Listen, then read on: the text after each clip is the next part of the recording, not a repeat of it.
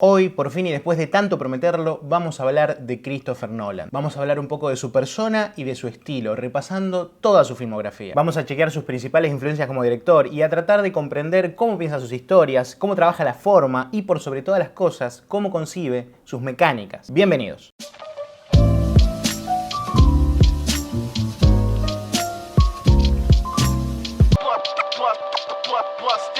Muy buenas, Luca por aquí, bienvenidos una semana más al Coleccionista de Quejas. Cuando alguien me pregunta cuál es tu película preferida de Nolan, lo primero que me sale decir es no me gusta Inception. Es como un impulso que tengo, no lo puedo controlar. Obviamente cuando digo eso se pudre la momia, pero a mí no me interesa pelear porque me gusta Nolan. Y en este video les voy a contar por qué. Primero, les quiero contar que Christopher Nolan fue mi primer director favorito. Con Tim Burton yo había descubierto hacía unos años que existía la figura del director, pero Nolan fue el primero en volarme la peluca. Era un estilo que me interpelaba tanto a nivel cerebral como emocional. Y era súper entretenido de ver, tan entretenido de ver que después se podía charlar con amigos. Tiempo después, como suele pasar también, me agarró la etapa de snob. Empecé a conocer a otros directores y me hacía el boludo con que no me gustaban los más comerciales. Este es el momento en tu vida en el que te empezás a pelear con Nolan, con Spielberg, con Tarantino. Es una pelotudez. Y ahora, ya más grande y amargado con la vida, me reencontré con sus películas. Algunas me gustaron más, otras me gustaron menos, pero ahora pude verlo con perspectiva, sin todo ese hype de que era el que había hecho las buenas de Batman. Y hablando con conocidos, vi que a muchos les pasó más o menos lo mismo. Fue como nuestro director puerta de entrada. Esto ha hecho que sus películas sean profundamente divisorias.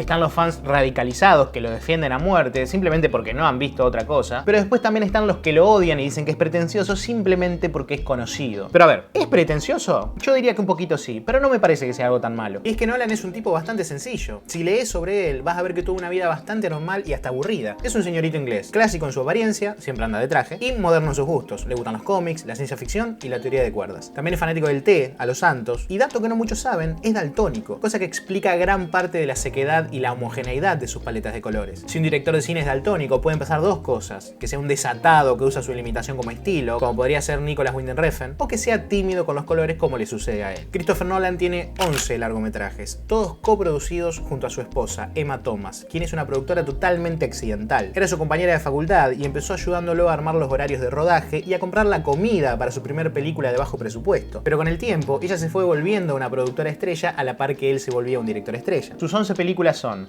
Following, 1998, debut. Memento, año 2000, con esta saltó a la fama. Insomnia, año 2002, esta fue un remake de una película noruega. 2005, Batman Inicia, el comienzo de la trilogía. 2006, The Prestige, mi preferida. 2008, El Caballero de la Noche, el auge de la trilogía. 2010, Inception, quizás su hit más grande. 2012, El Caballero de la Noche Asciende, el final de la trilogía. 2014, Interestelar, quizás su película más íntima. 2017, Dunkirk o Dunkerque, película bélica e histórica. Y por último, 2020, Tenet, la que supuestamente iba a salvar el cine, pero no lo logró. A lo largo de sus 11 películas, Christopher Nolan ha ido forjando un estilo muy sólido, el cual se puede comprender perfectamente con la escena de apertura de cualquiera de sus películas. Siempre cuando empieza una de sus películas quedan en claro tres cosas: el uso de la música como metrónomo para la acción, el uso del montaje que trabaja en favor del ritmo y el mecanismo narrativo que va a tener la historia. Ya saben, va a ir para atrás, va a ir para adelante, va a ir toda fragmentada, va a ir al revés, ¿cómo va a ser? Y estos elementos funcionan igual desde siempre, desde Following inclusive, que fue su primera película que filmó con amigos antes de hacer Memento. Una película cortita, filmada con una cámara de 16 milímetros, operada por el mismo Nolan. Aún así, pese a todas sus limitaciones, Following ya contiene todo el estilo de su director. Estilo que realmente no cambió nunca. Se pulió, se sofisticó, sí, pero que no ha cambiado. Esto significa que Christopher Nolan siempre supo más o menos qué tipo de películas quería hacer. Pero, ¿de dónde se origina este estilo tan particular? Porque nada sale de un repollo. Él cita tres influencias clarísimas, fundamentales, con nombre y apellido: Stanley Kubrick, Ridley Scott y Nicholas Roeg. Pero si lo apurás un poco, te suelta dos más: Terrence Malick y Michael Mann. Y a título personal, yo le agregaría a Spielberg, así de prepo. Creo que con esos 6 nombres se puede comprender perfectamente cómo se conforma el estilo de este director. A Spielberg lo meto por ese afán que tiene Nolan de que sus historias sean lo más universales, lo más gigantescas y lo más anacrónicas posibles. La famosa figura del director como entertainer, 50% arte, pero 50% entretenimiento. E inclusive, a la parte del 50% arte, también la podríamos dividir en 20% arte y 30% oficio. Nolan es un director tremendamente oficioso, incluso en su vestimenta. Ya les dije antes que siempre anda vestido de traje. Él cuenta que es porque no le gustaba tener que elegir qué ponerse todos los días durante los rodajes. Entonces simplemente tiene dos tipos de traje. Uno para el frío, con chaleco y bufanda incluidos, y otro para el calor, que es simplemente un saco y una camisa. Y este es como su uniforme de director, ¿no? Un uniforme tan clásico como su manera analógica de filmar. Él es un tipo que empezó filmando en cinta y continúa filmando en cinta, por muy caro que se haya vuelto. Usa pocos efectos por computadora, la menor cantidad que se pueda. Gasta muchísimo presupuesto presupuesto en efectos prácticos, en construir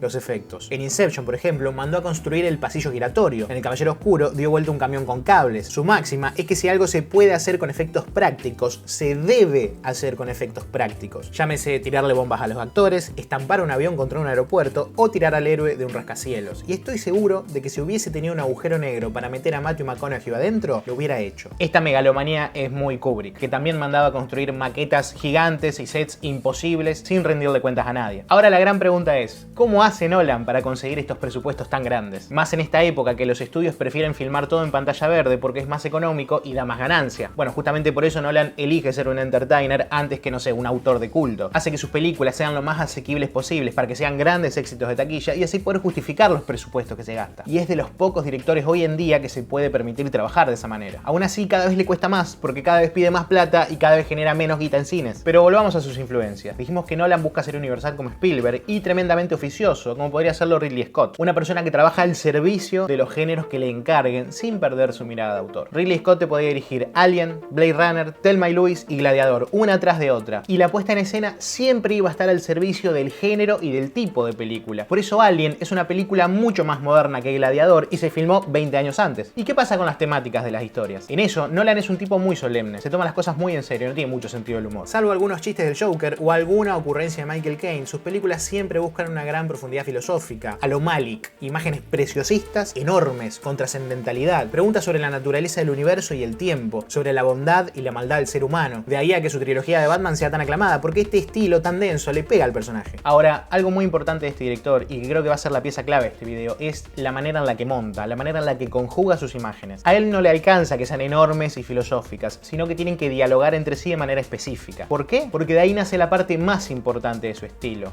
la mecánica. Nolan es un director mecánico porque para él no importa tanto qué historia contar y cómo filmarla, sino cómo estructurarla. Y es la misma estructura la que luego acabará condicionando las ideas de la historia. Por eso el montaje es tan importante. Y por eso cuando alguien dice a Nolan lo obsesiona el tiempo, en realidad está queriendo decir que a Nolan lo obsesionan las mecánicas. Porque si vos pones a todo el aparato cinematográfico a laburar en favor de un mecanismo en lugar de en favor de una historia, lo primero que va a saltar a relucir es que el uso del tiempo es muy artificioso. Y no lo digo yo, te lo dice él mismo. I think cinema is, of all media, it's sort of uniquely connected with time.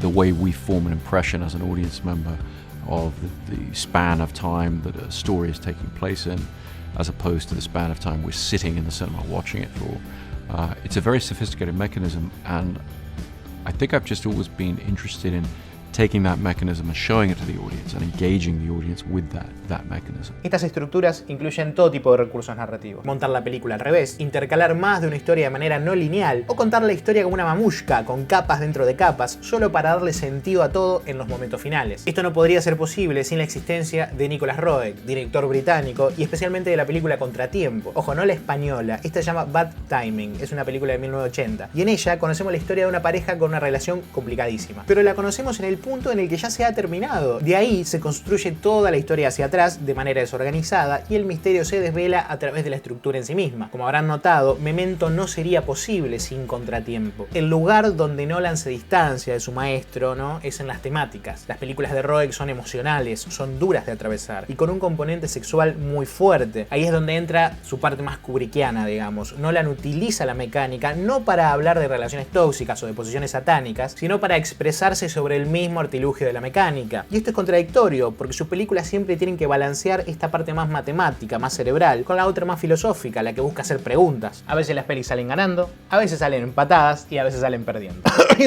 Y también falta el componente sexual, porque las películas de Nolan, así como las de Carpenter, las de Spielberg o las de Tarantino, son totalmente asexuadas. Y nos quedó suelto Michael Mann, maestro absoluto. ¿Qué toma Nolan de este director? Muy fácil, el uso de la música. Al principio les decía que Nolan usa desde siempre la música como un metrónomo. O sea que la música para él no es música en sí misma, sino que es más como una especie de timer, un engranaje más del reloj, tanto para marcar el increyendo de la acción como para mantener el suspenso. Y también tiene otra manera de usarla, como si fuese una ráfaga, algo que se puso de moda bastante en el cine mainstream de ahora. Es como un ventarrón de música que ocupa todo el espectro repentinamente, un muro de sonido, diría Jaime Altozano. Y generalmente lo usa en el final de sus películas, cuando llega el momento de la revelación o cuando culmina un arco narrativo. Eso significa que cuando aparece aparece esta música, todo tiene que estar subyugado a ella, ya sea rítmicamente como emocionalmente. La música en Nolan nunca es acompañamiento ni tampoco contrapunto, siempre tiene un rol protagónico o exacerba algo que está bastante evidente. Y cuando no puede cumplir ninguno de estos dos roles, simplemente desaparece. Con los años, Nolan ha ido usando cada vez menos música, excepto en Tenet. Tenet está plagada de música por donde la mires, es un poquito insoportable. Y este uso de la música es muy Michael Mann, que era un maestro en construir atmósferas. Si no me creen, vean El Informante, vean Colateral. El mismo Nolan dijo que no podría haber filmado El Caballero Oscuro si no existiese Heat o Fuego contra Fuego, quizás el mejor policial de todos los tiempos. Pero Nolan tiene una influencia más, que es clarísima también. Las películas de Bond, pero no las más canónicas, o sea, de Rusia con Amor, Goldfinger, Thunderbolt, etc. Sino las de Roger Moore, el tercer Bond, que eran mucho más exageradas, mucho más estrafalarias, mucho más conscientes de sí mismas. Nolan cita específicamente a El espía que me amó, película que incluso tiene una escena de persecución en la nieve muy parecida a la de Inception. Ahora, si bien el estilo de este director no ha cambiado significativamente, sí que podríamos dividirlo en dos momentos. Un primer momento más indie y más urbano, y un segundo momento más costoso y más industrial. En el primer momento podríamos poner a Following y a Memento. Luego Insomnia sería una película bisagra para el segundo momento, que empieza tímidamente y luego se va desatando. O sea, no es lo mismo el presupuesto y la escala de Batman Inicia o del Gran Truco que la que tiene Inception o Interestelar o El Caballero Oscuro. Va increyendo. Ahora bien,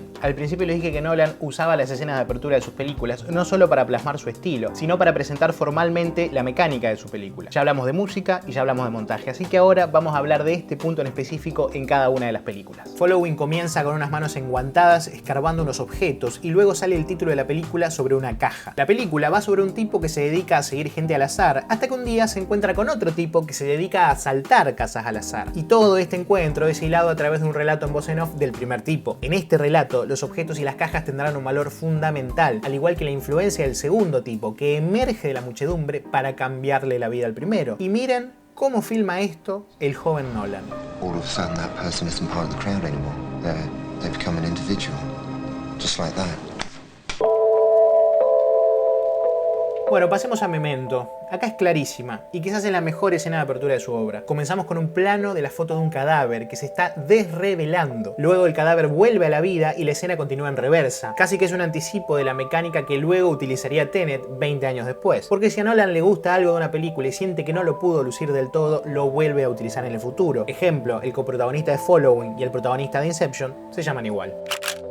Insomnia comienza con unos títulos que emergen de la blancura y se mezclan con una tela que va manchándose de sangre. En esta película no hay una mecánica tan marcada porque es un remake por encargo de otra película. Lo que sí hay es un tratamiento específico de la luz. Es una película sumamente luminosa, blanca, casi quemada les diría, ya que transcurre en Alaska, en una época del año en la que no anochece nunca. Y el protagonista se ve sumido en un profundo insomnio que comienza a fusionarse con la culpa de algo que lo persigue. Y esta luz blanca, invasiva, presentada ya desde los títulos, es la que representa esa falta de sueño que termina transformándose en la falta de cordura. Bueno, ahora pasemos a la trilogía de Batman, porque estas, al ser películas de corte más clásico, sin estructuras temporales y mecanismos complejos, se utiliza como mecánica el motor temático, y todo el aparato cinematográfico labura alrededor de esa idea. En la primera película, la temática es el miedo, y para revelarlo usa una estructura de flashbacks. En la segunda, la temática puede ser el caos, aunque también podríamos decir que puede ser la moral, por lo que la historia está llena de giros impredecibles, en los que Batman nunca logra tener el control. De hecho, la película tiene varios falsos finales, y Batman termina perdiendo. En la tercera, podríamos afirmar que la temática es el dolor, casi como una consecuencia del miedo de la primera, y podríamos interpretarlo como un miedo a la muerte, porque El Caballero de la Noche Asciende está muy relacionada con Batman Inicia, y en esto Nolan fue bicho, ya que en El Caballero Oscuro, o sea en la segunda, había tocado un techo, se había muerto el mejor actor de la franquicia y era imposible hacer algo mejor, entonces directamente hizo algo distinto. No es mi preferida, pero sí que es la película más episódica, con poca acción y muchos interludios reflexivos. Se sintió adulta, sí, pero quizás un toque sin pecho frío. Ahora, Nolan filmó dos películas en paralelo a las de Batman. El Gran Truco, mi preferida, e Inception, la oveja negra. Esta es la parte del video en la que les explico por qué Inception me parece una poronga y ustedes me queman la casa. Pero ténganme paciencia. El Gran Truco empieza con este plano bellísimo de las galeras de Angier, cosa que será el giro final de la película, la cual termina con todos los tanques llenos de copias muertas de Angier. Después, Cutter nos cuenta cómo se compone un truco de magia y están montados en paralelo el truco del pájaro duplicado con la muerte de Angier. Un truco de magia tiene tres actos, una promesa, un giro y una prestidigitación. Y listo, ese es el mecanismo. La película está estructurada planteada como un truco de magia. Y es perfecta. Hay una promesa, dos magos compiten por tener el mejor truco, hay un giro, ambos tratan de adelantarse al otro leyendo los diarios falsos que ambos se han plantado entre sí, y hay una prestidigitación. El truco siempre fue un hermano gemelo. Ah, pero acá hay una vuelta más y tenemos doble prestidigitación. Borden tenía un hermano gemelo, sí, pero Angier tenía la máquina duplicadora de Tesla y debía morir una noche tras otra para volverse una leyenda. Y eso hace que El Gran Truco no sea una película de época, sino una película de ciencia ficción, y por eso es mi preferida.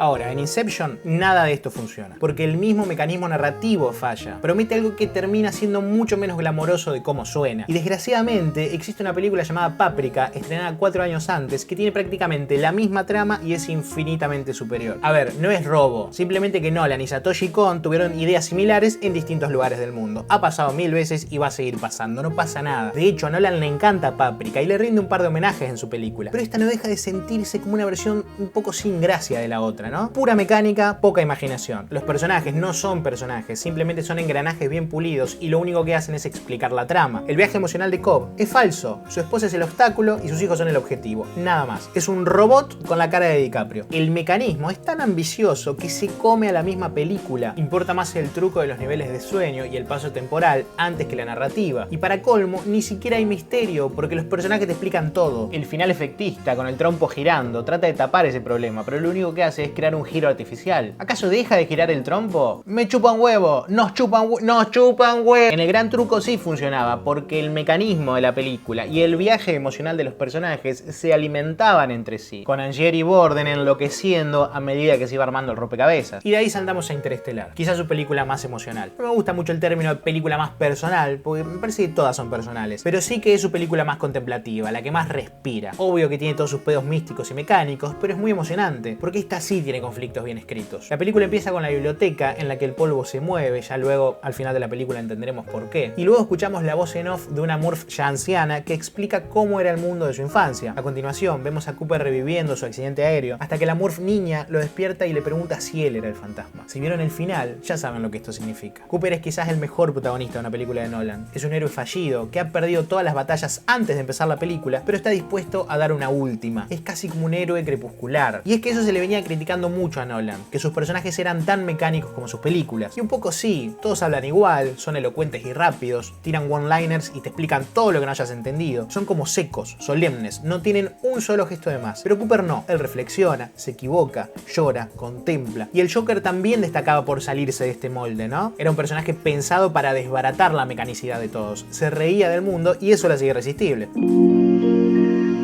Y llegamos a Dunkerque, su película más madura podríamos decir, la que hizo por una inquietud inesperada. Y es una película histórica, algo que tampoco había hecho antes. La película empieza con un plano hermosísimo de los jóvenes soldados recorriendo la ciudad sitiada, y con el correr de la escena se nos desvela el mecanismo. 3 lugares, tierra, agua y mar, y 3 tiempos distintos, una semana, un día, una hora, todo conviviendo en simultáneo. Ya luego es la propia película la que se encargará de poner las piezas en su lugar, prácticamente sin diálogos y sin exposición. Quizás por esto Dunkerque sea la mejor película de Nolan. No es mi preferida, es verdad, pero es la más templada de todas, no se puede negar. Es cortita, no está ansiosa por develar un misterio y confía plenamente en sus imágenes. Quizás es una película poco espectacular a primera vista, pero que mejora enormemente con cada visionado. La súper recomiendo si no la vieron.